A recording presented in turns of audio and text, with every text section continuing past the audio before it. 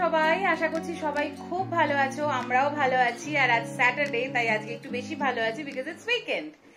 তো এখন ঘড়ির কাঁটা বলছে 3:30 বাজে, আর আমরা একটু বেরোচ্ছি। আমরা সাজুগুজু করে নিয়েছি আর একটু বিচ ভাই ফিল করার জন্য যাব সমুদ্রের ধারে। কোথায় যাব, কতক্ষণ সময় লাগবে, সবটুকু বাড়ি থেকে বেরোনোর পর রাস্তায় যেতে যেতে গল্প করতে করতে বলে দেবো। চলো তাহলে আর দেরি না করে বেরিয়ে পড়া যাক, কারণ আমাদের টাইম ছিল 2টোর সময়, যে 2টোয় বেরোবো। কেন 2টোয় বেরোবো সেটাও বলে দিই। ওখান থেকে কানেক্টিভিটিটা একটু ডিফিকাল্ট, আমরা যে বিচটা সিলেক্ট করেছি, তো সে কারণে যত তাড়াতাড়ি যেতে পারবো তত তাড়াতাড়ি ফিরতেও পারবো। তো দেখা যাক। আর যেহেতু মুম্বাইয়ের যে কোনো বিচ থেকে সানসেট খুব সুন্দর দেখা যায়, সে কারণে বিকেল বেলাটা যাওয়া আমাদের কাছে অনেক বেশি প্রাধান্য পেয়েছে। যদিও সকালবেলা যাওয়ার প্ল্যান আমরা বেশ কয়েকবার করেছি, আই ডোন্ট নো ভাই, সেটা কোনোভাবেই কমপ্লিট করতে আমরা পারিনি। সকালে উঠতে পারিনি, না হলে উঠলেও বৃষ্টি হয়েছে। সো ফাইনালি এখন বিকেল বেলায় বেরোচ্ছি। আশা করছি আজকের সমুদ্র দর্শনটা সুন্দরভাবে হবে। চলো। দারুণ লাগছে দেখতে। তুমি কোথায় যাচ্ছ এখন? আসলে একজনের মুডটা একটু অফ হয়ে আছে, তাই কানের পাশে ফুল গুজে আমি ওর মুড ঠিক করার চেষ্টা করছি। Isn't it a good idea? ভালো লাগছে, সুন্দর লাগছে। ফিল হচ্ছে না বল? চলো বেরোই। তো আমরা যে বিচটায় যাচ্ছি, এটা এখান থেকে যেতে প্রায় 1 ঘন্টার মতন সময় লাগবে, তার বেশি লাগবে অ্যাকচুয়ালি। 1 ঘন্টা 15 মিনিট মতন তো দেখাচ্ছে। এখন দেখা যাক রাস্তায় পথ চলতে আবার কতটা বেশি লাগে কি কম লাগে। আকাশে মেঘ রয়েছে, তবে বিগত 1 সপ্তাহ 1.5 সপ্তাহ ধরে যেভাবে বৃষ্টি হয়েছে সেটা একটু কন্ট্রোলে। আজকেও সকাল থেকে বৃষ্টি হচ্ছিল না, রোদ উঠেছিল ঝকঝকিয়ে। তো ভাবলাম চলো ঠিক আছে, ভালো ওয়েদার।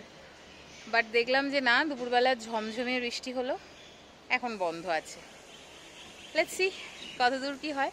তোমার সাথে তো অবশ্যই শেয়ার করবো। চুল অ্যাজ ইউজুয়াল আমাকে এভাবে বেঁধে নিতে হয়েছে, তার কারণ পরতে হবে হেলমেট। তো আমরা রাস্তায় একটু দাঁড়িয়ে রেনকোটটা পরে নিলাম। বৃষ্টি এসে গেছে, এখন অল্প পড়ছে, বাট আমরা যদি বৃষ্টিটা মানে রেনকোটটা না পরি পরে গিয়ে অসুবিধা হয়ে যাবে, বিকজ এরপরে পাহাড়ি খাড়াই শুরু হবে। তো তাই জন্য পরে নিলাম, এবার হেলমেটটা পরে নেব।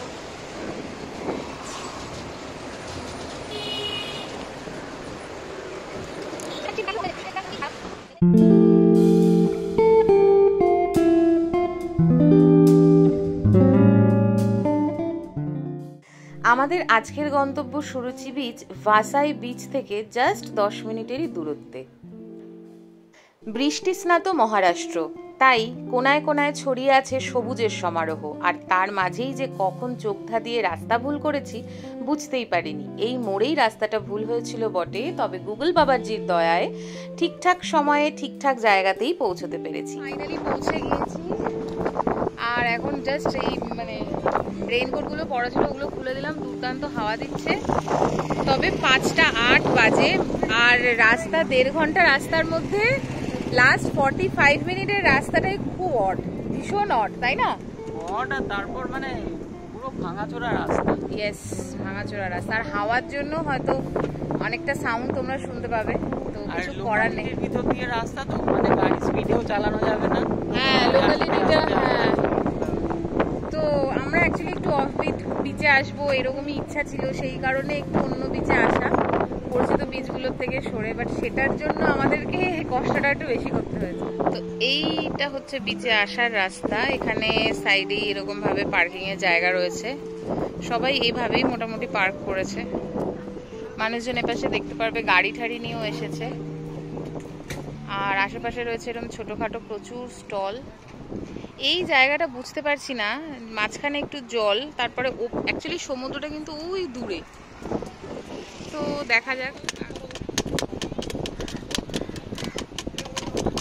তো আমাদেরকে আগে এই জলটা পেরোতে হবে, তারপরে ওই পাশে সমুদ্র, সেখানে যেতে হবে।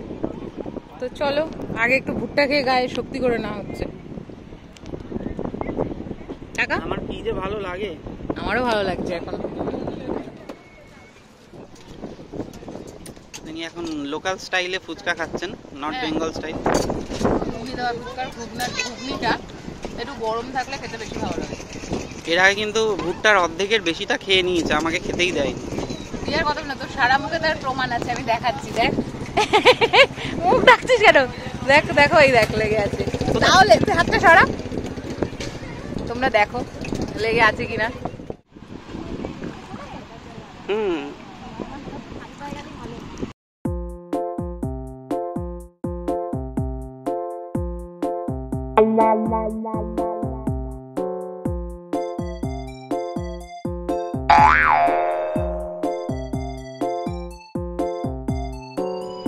সো ফাইনালি সমুদ্রের ধারে বিচে আমরা পৌঁছে গিয়েছি।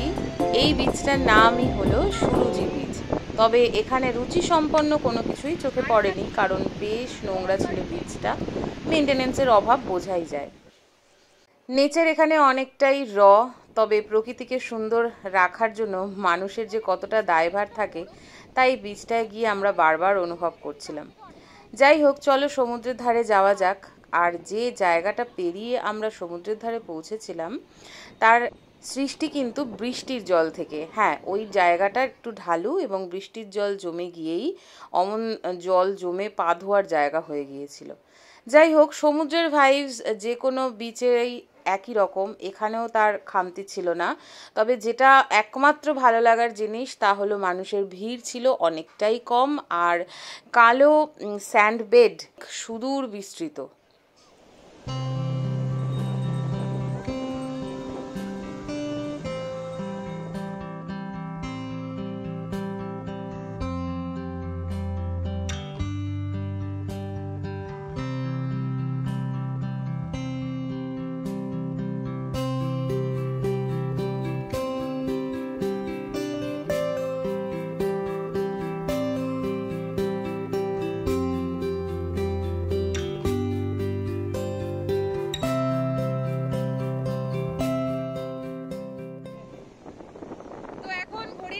সোয়া 6টা, আমি জানি না তোমরা কতটা শুনতে পাবে। এখানে ক্রিকেট খেলছে, বেশ লোকজন আছে, তবে অন্যান্য বিচে যতটা ভিড় থাকে ততটা নয়। আর এটা যেহেতু একটু অফবিট বিচ, আমরা ইচ্ছা করে এটা চুজ করেছিলাম। তো তার কিছু ভালো মন্দ দুটোই থাকে। যেমনটা আগেই বললাম যে বিচটা কিন্তু একটু অপরিষ্কার, মানে মেনটেনেন্সের অভাব আছে। বাট হ্যাঁ, একটু কম পরিচিত বলেই লোকজনও একটু কম আসে, ফলে ভিড় তুমি অনেক কম পাবে। উড়ে সব চলে যাচ্ছে আমাদের জিনিসপত্র। ওটা হচ্ছে আমরা ক্যামেরা এনেছিলাম, তো সেই ক্যামেরার যে স্ট্যান্ডটা তার কভার। তো প্রচন্ড হাওয়া, সমুদ্রের ধারের হাওয়া নিয়ে তো আর কিছু বলার নেই। চলো এবার বাড়ি ফিরে যাব, তার কারণ সূর্যমামা মেঘে ডেকে গেছে। আর সেকেন্ড পয়েন্ট হচ্ছে বৃষ্টি হচ্ছে, মানে পড়ছে টুকটাক করে। এর থেকে বেশি বৃষ্টি আসার আগে আমরা বেরিয়ে যাই। আর তোমরা বুঝতেই পারছো, হাওয়াতে আমরাও উড়ে যেতে পারি যে কোনো সময়।